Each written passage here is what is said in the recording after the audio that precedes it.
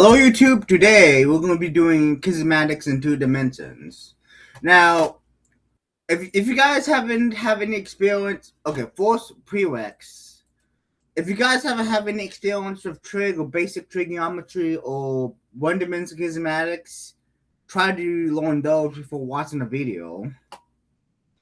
If you guys don't have any experience or and want to say in the watch or you have experience, this is 2 dimensional kinematic. For those that understand 1 dimensional, you deal with the kinematic formula.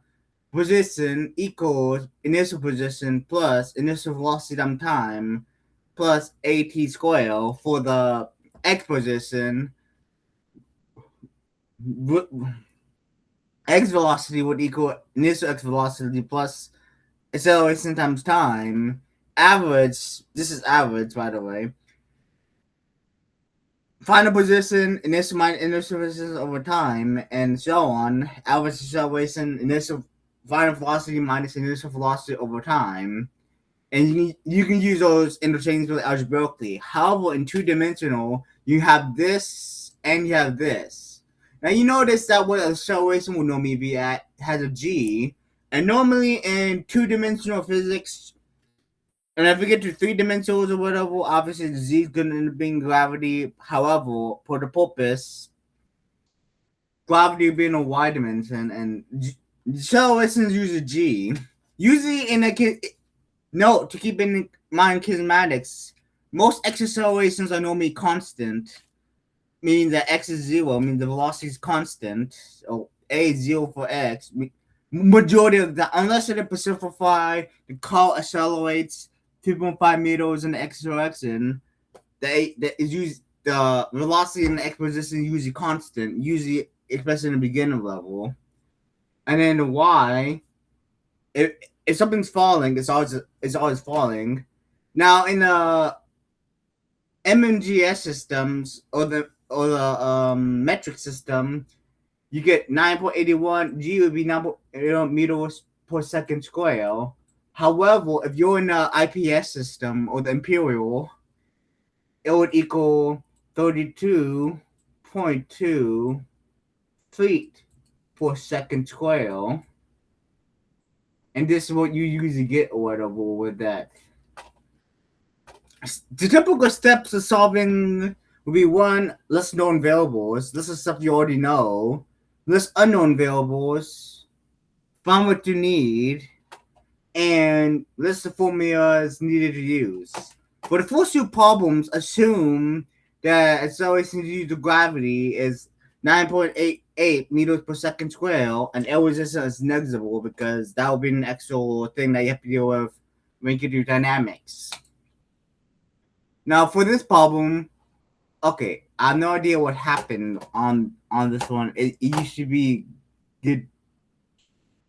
It used to be shown better, but hold on.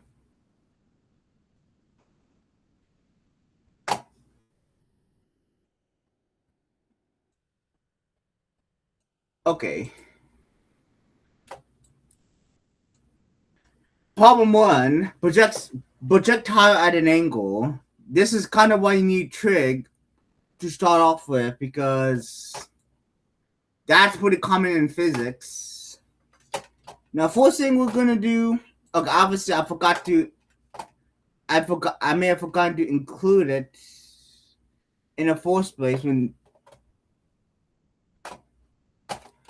I may have forgotten to include it in the first place. However, first thing we're gonna do is sketch out what you have to deal with. Everything's on ground level. You got the ball. It's not a good. Actually, hold on. Let me take it. Do it a little bit better. You got a ball, because I learned how to use that, and it is kicked at a 35-degree angle at an initial speed of 20 meters per second. Now, even though it says initial speed and velocity is different. For this case, we play speed with velocity because this is what we're going to deal with. And let's see.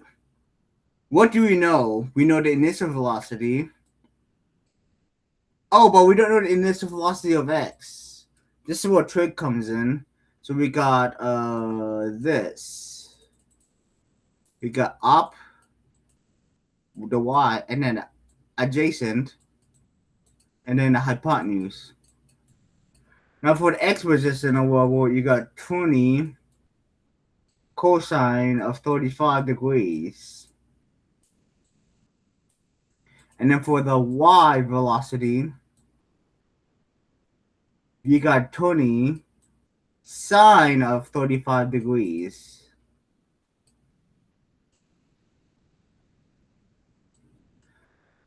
It's bad handwriting, dang it. V of x, O, V of O, Y. I hope it's tangible, or I hope it's legible, but you get those. We know what these are. But, and we know the acceleration of x is 0. We know the acceleration of y is 9.8 meters per second square. So we did step 1. Step 1 is to list known variables. Oh, dang it. Now step 2 will be to list unknown variables, which we don't know. Okay, obviously. Okay, known variables. The x is not going to change, so it becomes 20 sine of 35. You can put it in your calculator if you want. But then we know that final because acceleration does not change. But y position final is 0. Y initial is 0. X initial is 0. But now we know how long the ball was in the air, so we don't have the t. We don't have the x final. And we don't have the y max. So we don't have any of those. So how do you find it? Because we know all of those.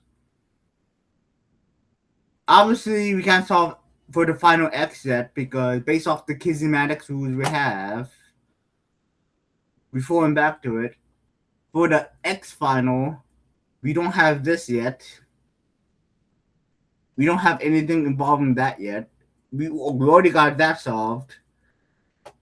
How do you find time? We don't have. Our portion find is find the maximum y distance or maximum y height because when the y is at the maximum height, the velocity is 0.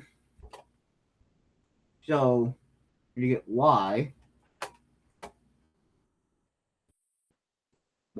max equal initial y, which is 0, plus this is one of the positional thing. I'm gonna go ahead and calculate it because I'm not gonna write down the sine or cosine over again. But if you get something like 11.47, you are correct. So 11.47, 11.47 t.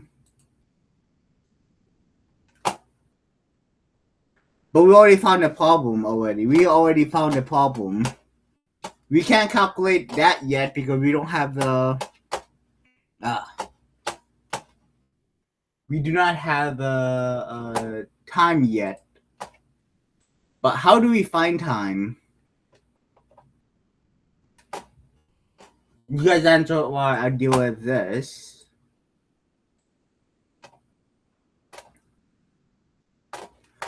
In order to find time, we know that the y velocity at the max is 0, because when you throw something up in the air, at that point it slows down to a certain point.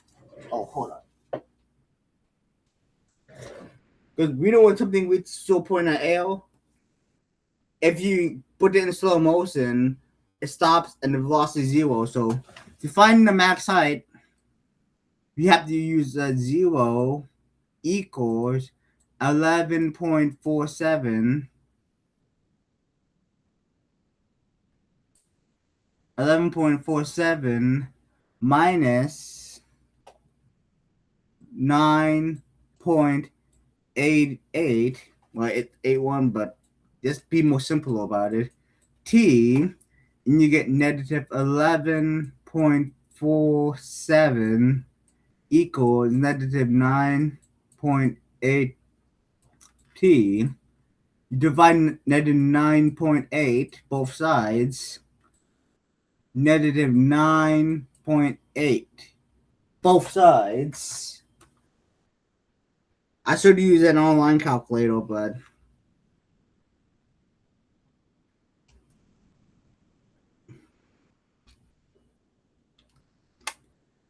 and if you get the answer 1.17, you are correct. So T would equal 1.17 seconds. So now we can find the maximum height it reaches a level. I mean, we can either find the maximum height or we can either find how long it was in the air. What would be easier is we have to find the maximum height now. So now we got that down. We can use let's see. How do we find the max height? Ym equals y initial is 0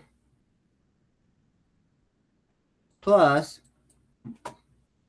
VOT. In case you guys wonder, we're using this formula right there. We're using this formula. Write that down or take a picture. Plus 11.47 times 1.17 minus half of 9.8 times 1.17 square. Now we calculate it. I see how 36X Pro is really good at that. However, it's usually a lot more better if you write down on paper and then use other calculators.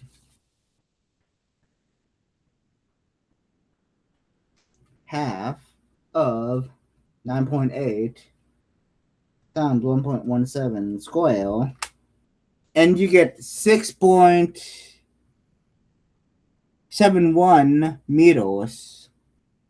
So the y max will be 6.71 meters. So now that we know the y max, we can find out two things easily now. So we already found that out. Now, oops.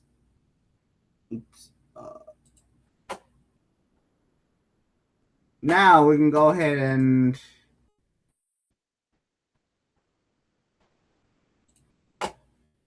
erase the bottom part because that will save room on the paper.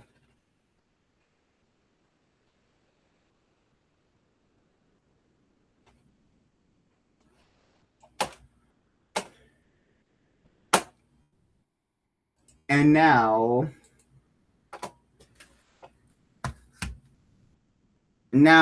we can find out we can find those two now, but what are we going to find first? In order to find a horizontal range, we have to find out how long the ball has been in an air. So we can find out. We can already find out how because the initial velocity of it now will be this to the ground.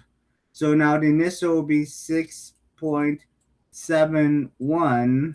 That's the initial position of it plus the initial velocity of it. We had to find out when the velocity was 0. So again, this if again if you hypothetically found a way to make the camera in slow motion and you notice that the velocity is 0 and got to that point instantaneously and then accelerated minus half of 9.81. By the way, for some of you guys who mistaken why there a plus right there, accelerations normally works downwards. Now, it really doesn't matter if you make the thing a minus and assume it's downward is positive, but it's momentarily easier for unit purposes. Just think acceleration always go downwards unless if you think otherwise.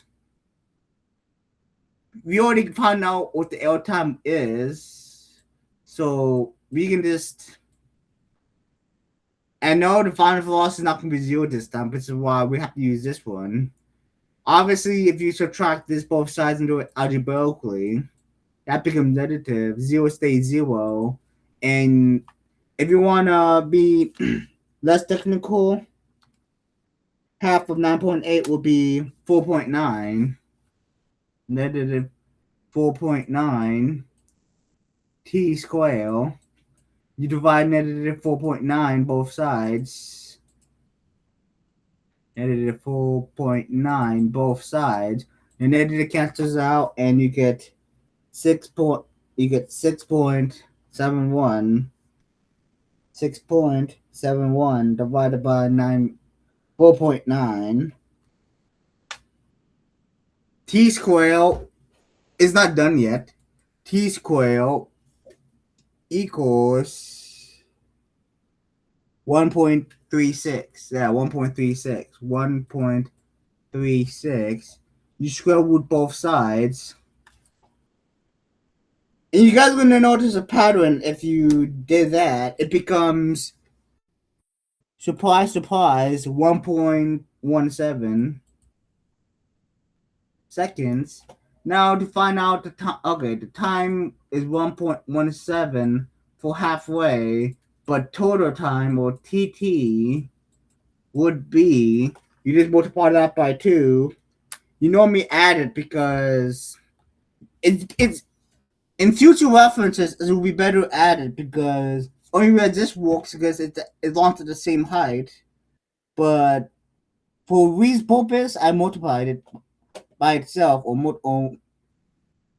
multiplied 2 or whatever, and you get 2.34 seconds. So we find out how long the ball has been in the air. Now we can find out how long the horizontal range of a projectile, which you literally use X. You literally use this formula right there. X equals all of this. And initial position is 0. Initial velocity, which is not going to really change, would be. Let's solve the trig problem real quick. 16.38 or 16.4. Let's just round it up to 16.4 for simplicity purposes times 2.34. And because the velocity is constant, the acceleration is 0. And now you get that times 2.34. And X position, surprise, surprise, it's 38.33. And to prove it, there was what I got in a calculator. We solved 3 problems. And if you guys got those, yay. And if you guys checked it yourself and find something wrong, put it in the comments.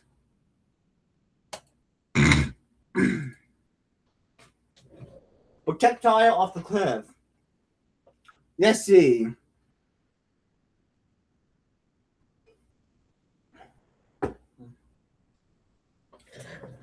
It's throwing this. Okay. First step you do, which I forgot to include in there, is draw it out. Or draw out at Kinematics diagram in this case. So you got a projectile. Good. And stone is thrown off the cliff.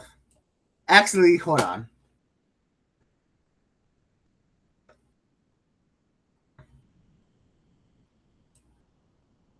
A stone is thrown off a cliff.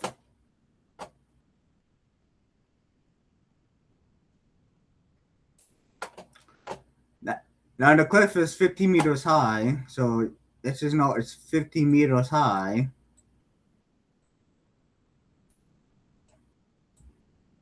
And initial velocity is 40 degrees. Okay. 40 degrees. 40 degrees at 25 meters per second. Now, forcing with this what we know the initial velocity, which x initial velocity Vx initial would be 25 times cosine.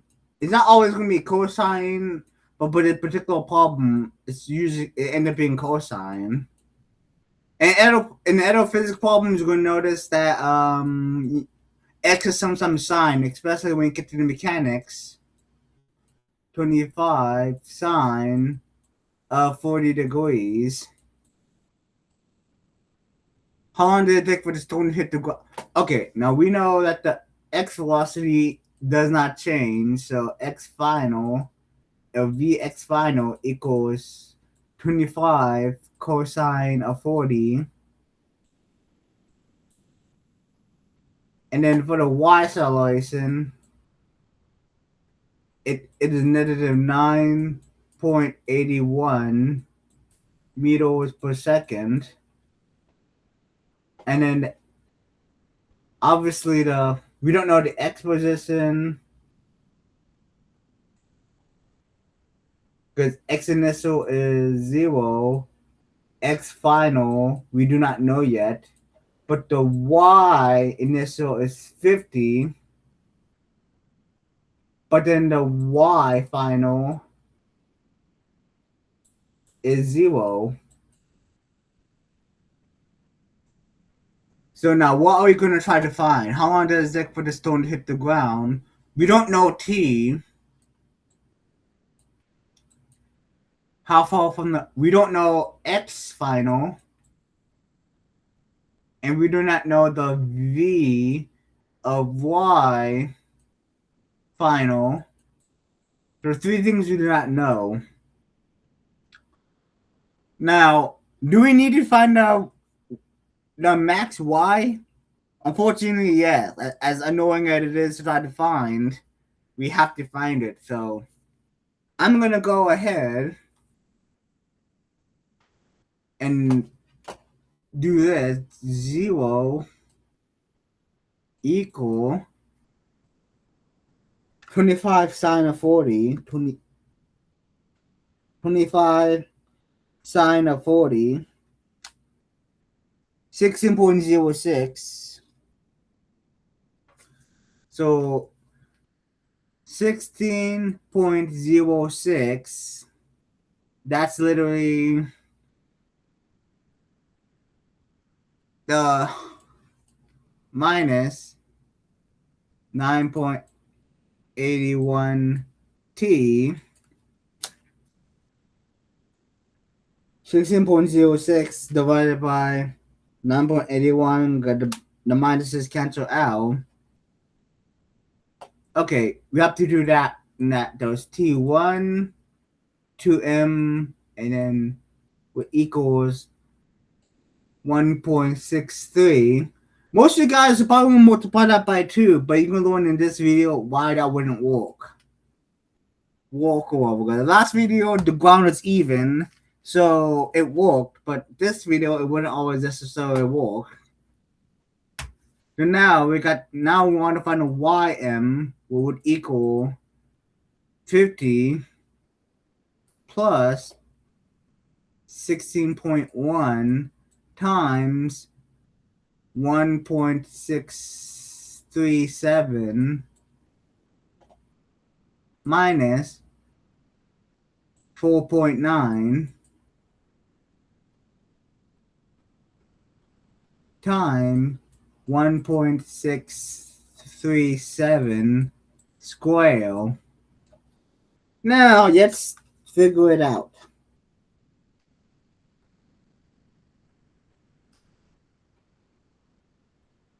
Minus 4.9 times 1.637 square.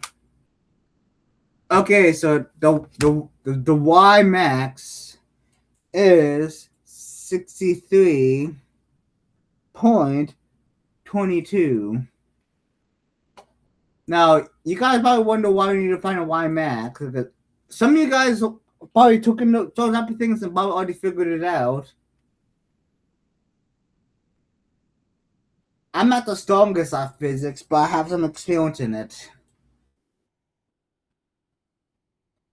But you got that for the maximum height of it, which checks out because you got the initial and all other kind of stuff, and I'll come on the calculator. Now you have to y0. Now we can find the time rule. So now we got, because go back to the kinematics, find the time. All you need is literally those or those. Similar pattern from the last video, except you got the 0, final y equals 63.27 plus 0 minus 4.9 times t square. Simple mechanics, subtract 63.3 both sides.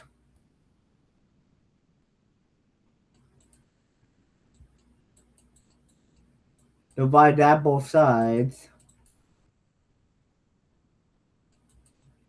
The negative cancels out. And then t equals square root of 63.3 divided by 4.9, which is 12.918.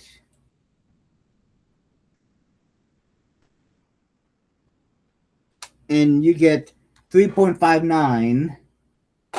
So now you get the T2 would equal 3.59. Meanwhile, these times don't equal like it did the last one because of uneven ground. So T would equal 3.59. So how long did it take for the stone to hit the ground? This will be the first thing we're gonna solve because we already got the answer for it. T would equal T1 plus T2 would equal 1.637 plus 3.59 would equal. Go ahead and punch it in your calculators. 5.23 seconds. So we already found that out. So t total equals 5.23 seconds, how far fall from the base of the cliff to stone land? We can find that out easily. We got x would equal 0.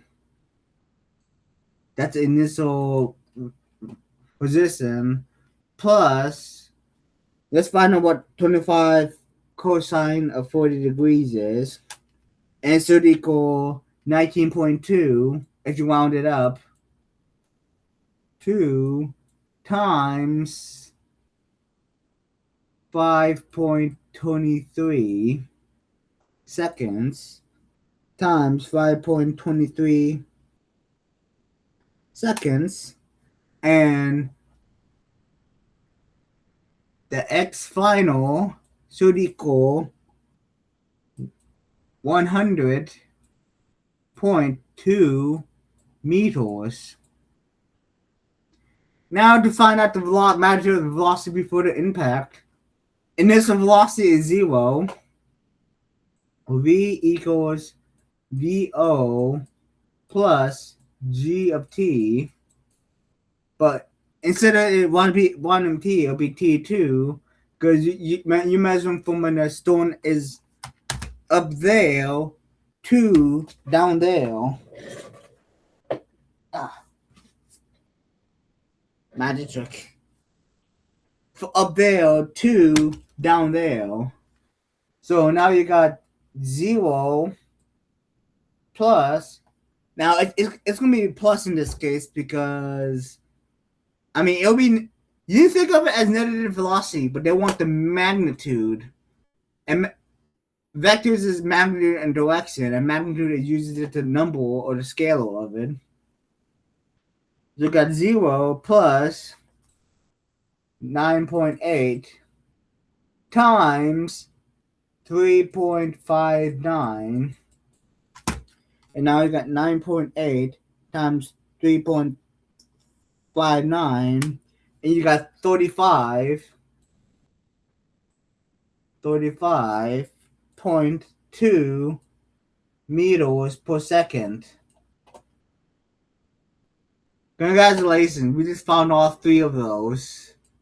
1, 2, 3.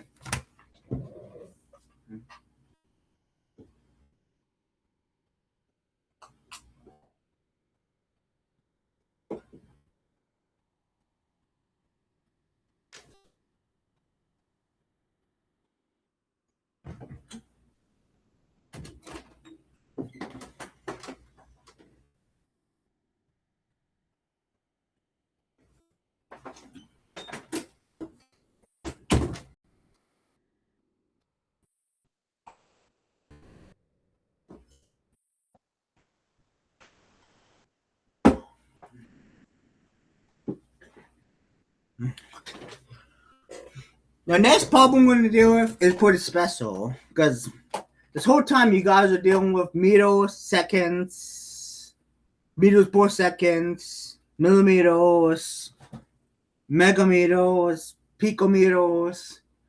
But next one is going to be special.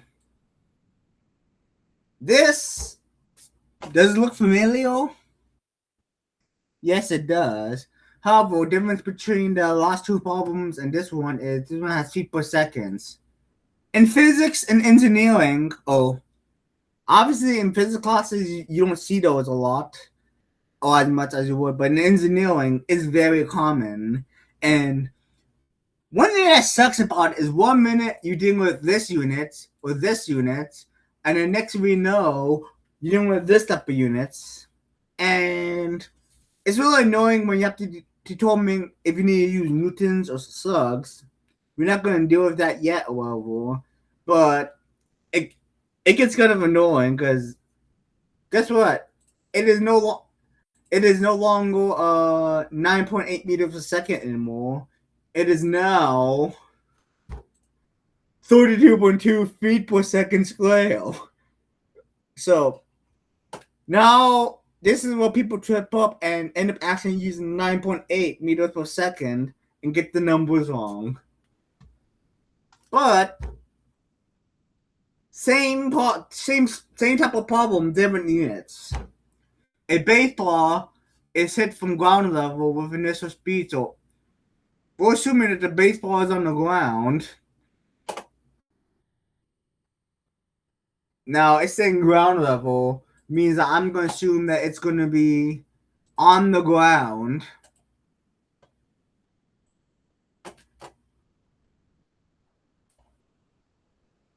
I'm going to assume that it's going to be on the ground. That's too big to be a baseball. So a baseball is literally hit. I'm going to assume that they're hitting the baseball with a golf club because I do not know any bats that could do that while things on ground level unless you hit things at a certain point. Let's not worry about that though. But okay, now 30 degrees is my postal favorite angle is a 30, 45, 60, and 90 because you don't need a calculator much. Oh, you probably do with the square roots, but you don't need much of a calculator to really solve for the sines and cosines if you took trigonometry. And this is like one of those problems where, okay, 30 feet from horizontal. So obviously, x initial would equal 120 cosine of 30 degrees. And if you know about the right angle or whatever, it's going to be 120 square root of 3 over 2. What will end up being 60 to the square root of 3. Again, 30, 45, 60s, and 90s are my favorite type of angle, and zeros. And those that don't have equivalents in trig, I can show you on a calculator real quick. I might be wrong, or might not. But you get 103, or if you do 60 to the square root of 3, you still get the same number. So now, y initial would be 120 sine of 30,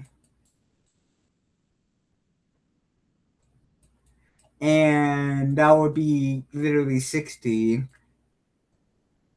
meter per second, or that pretty much took two off of.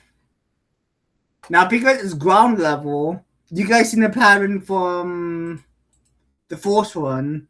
Now, we can take the time and multiply it by 2, or you guys can do it whatever. Again, multiplying by 2 isn't really a recommended way of doing it. Always, because there's always something. But we know it starts on the ground and it ends on the ground. And there's a y max. So now when you know what y max is, y max is when the velocity equals 0. Y velocity equals 0. So now I've got y max equals 0 initial plus. Okay, obviously we have to do this first. We got 0 equals 60 minus. Oh, well, I almost made that mistake.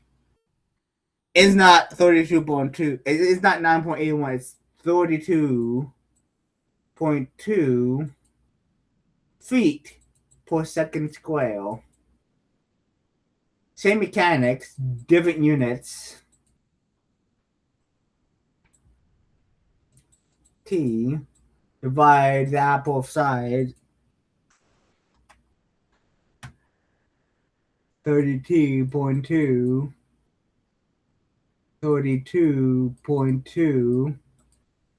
cancel 60 over 32.2 1.86 seconds 1.86 seconds, or T1 would equal 1.86 seconds maximum height, we use the initial velocity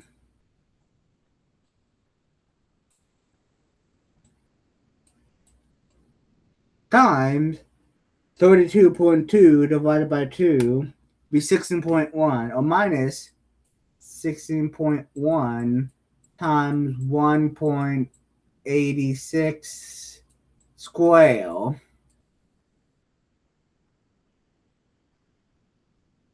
So now we go ahead and calculate it. I'm totally not putting a zero in the calculator, totally. I am. Minus 16.1 times 1.86 square. And the maximum height is 55 feet. Feet. Yes, that was half on purpose, but what you doing with two different unit systems? It's very oh shoot, dang it.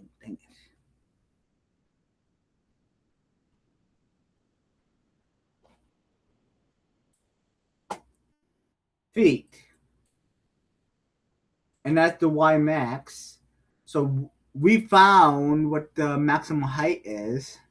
Now we can multiply that by 2, however, that wouldn't really do it. And we do not know the max height. We know the minimum height, so we can calculate the time with that. And you might get this as a result, but again, you can probably multiply that by 2. But we're not gonna try to we're gonna try to do it to prove that you can do it like that because the ground is even. So we got 55.9. That's literally the initial height. That's the final height. Minus 0 because again, uh, in order for it to go backwards, height had to be 0 at some point.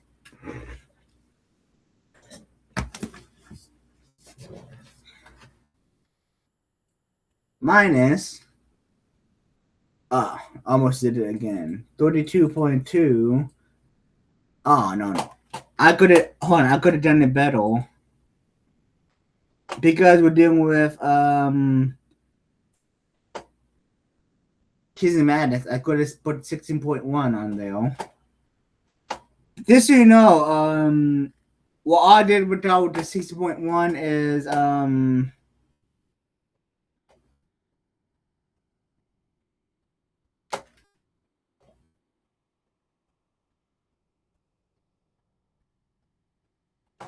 all I did with the 6.1 would divide 32.2 by 2 or multiply 32.2 by half.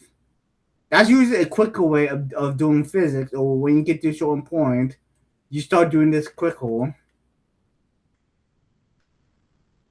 And now you get negative 55.9 equals negative 16.1 t squared.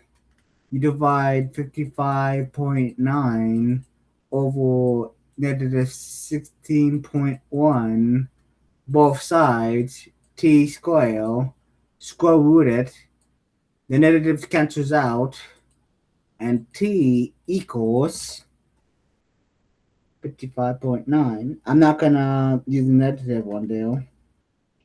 Square root of 55.9 over 16.1. 1.86 seconds. So now the T2 equals, surprise again, 1.86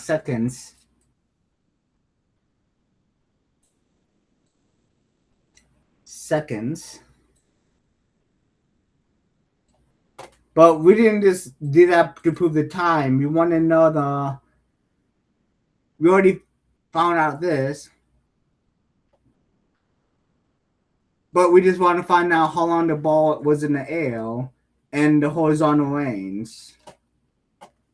So again, I'm gonna have to add 1.86, and I get t equals 3.72.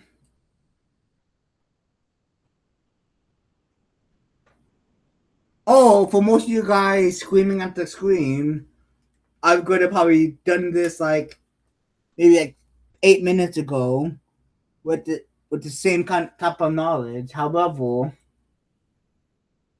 multiplying this times 2 only works if the ground is even. So now we already found out how long the baseball was in the air, 3.72 seconds. Maximum height we already know is 55.9. 55.9 what? 55.9 feet. And then the horizontal range, we already know a second. And we got x final equals x position, which is 0, plus x velocity, which is 60 to the square root of 3, times 3.72 plus 0, because that's always for x is 0. They said x usually goes a constant, unless if they tell you it accelerates in the x direction. X is no, the acceleration for x is usually 0, making velocity constant. 3 times 3.72, and the answer is 3.86. So the final position for x is 386.59 foot. Which is usually reasonable because that's usually how far baseballs normally travel or golf balls normally travel. And let me double check the 120 cosine of 30 degrees times 3.72. 3.86. Still got it. Still got it. And the last problem will be the projectile from a platform. Again, does this look pretty similar? Oh yeah, it does. It's literally problem number 2. Now, could I erase all that and do that? No, I couldn't. So, smaller thing would be, again, 4-step, we draw everything. 2, draw the stone. I'm a terrible drawer, so correction, it's hard to draw on a mouse, so this, and now, oh wait, I need to change back to Marco, so change back to Marco, and it's 45 degrees. 45 degrees, again, it's not as bad as you think, because if you guys familiar with something in unit circle, 45 degrees is when tangent is 1, or when both sine equals cosine. So it means it's pretty constant, but it's the top of the building. So let's see. 75 feet. Initial speed is 90 feet per second.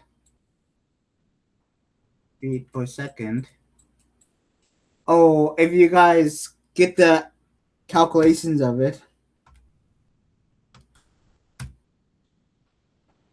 Hold on.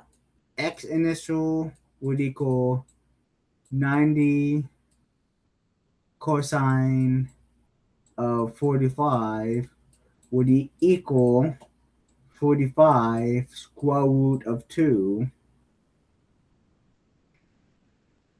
And then y, this is velocity, equals 90 sine of 45 equals 45 square root of 2, and it's all in feet per second. Per second. So now we need to find. So what do you find out what this is? Obviously, x final, velocity x final is going to equal 45 to the square root of 2 feet per second, and obviously velocity of y in the mid would equal 0. We don't know the final velocity of y at the end, or the final velocity of the x at the end. We don't know the t total. We don't know the t1. We don't know the t2. So how are we going to do this? Oh, but we do know the x1 or x initial is 0 and y initial is 75. But we do not know the y in the middle. We don't care about the x in the middle, even though we know how to find it. And actually, because this is the last problem we're doing, we're going to show you what the x in the middle is anyway, because why not? And the y final would equal, we don't know yet. So, same type of mechanic from the second problem we have done. When y is at the max point, the velocity is 0. So it got 0 equal negative 45 to the square root of 2 minus 16.1 times t. And obviously do the math. Negative 45 to the square root of 2 over negative 16.1. The t would just double check the math. So negative 45. Oh, wait, that's it. I realized I made a mistake at.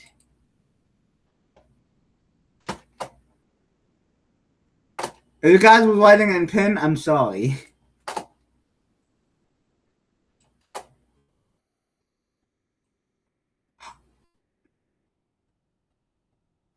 I spotted the arrow right away. 32.2. So now you got that equal the square root of 2 equal negative 32.2 of t. T equals this 45.2 divided by 32.2, which equals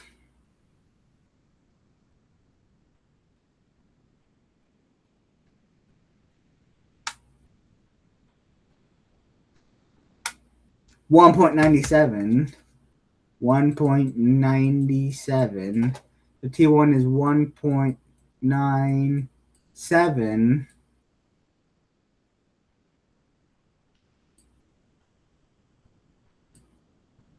1.97 seconds. And you double check it. That's 45 square root of 2 over 32.2. 1.97 seconds for T1. So now we can find out what Y middle is. So Y middle, because of that, now we have to use 75 plus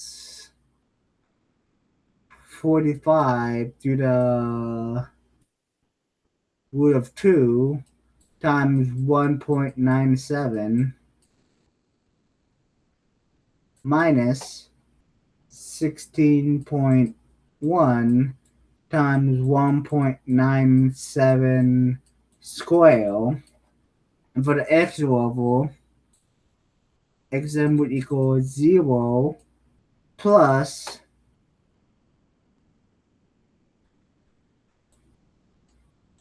VO times 1.97, or initial velocities are similar to both.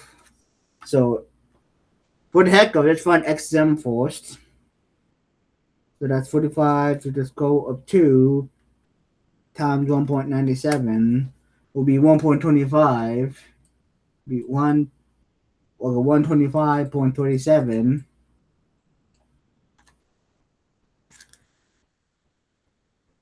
And for the x level, you got 45, 25 up 2 times 1.97.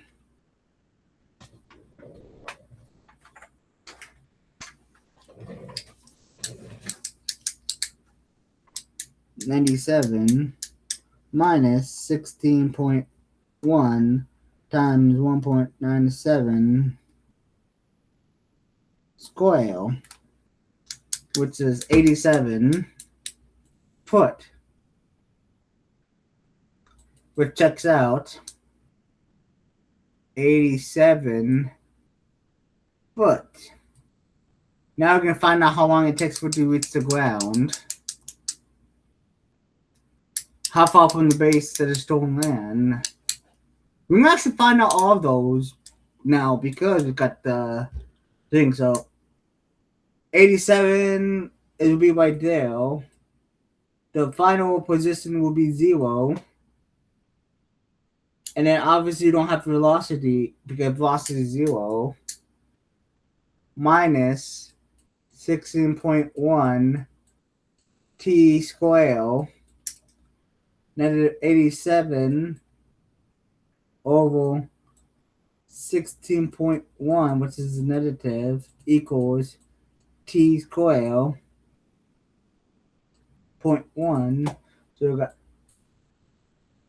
87 over 16.1 square root of, which equals, and so over 16.1 be 5.45. That doesn't look right.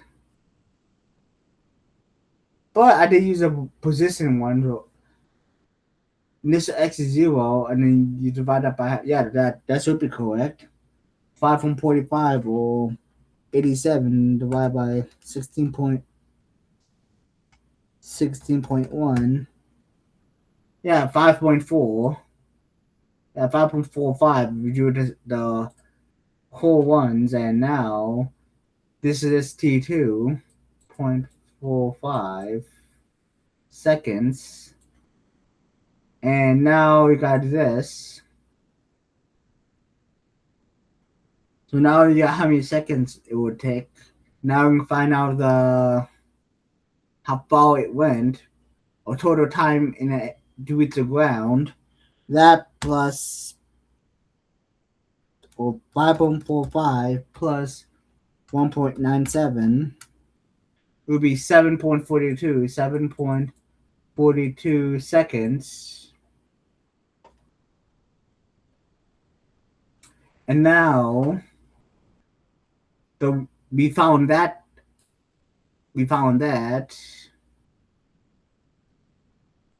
find the velocity of impact, which is Vf equals Vo plus At, which would equal 0 plus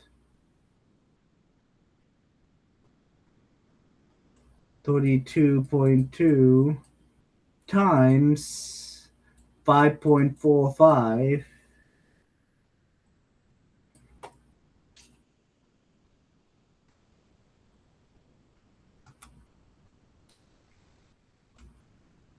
Be 1.75, 175 49 feet per second. Find the magnitude of the thing, and now we can find the velocity, which is how far it went by using the 0 plus acceleration of x is 0, so we're not going to waste our time with putting that in. So we get the velocity, which is 45 to the square root of 2, times 7.42 seconds, and I get 2 or 45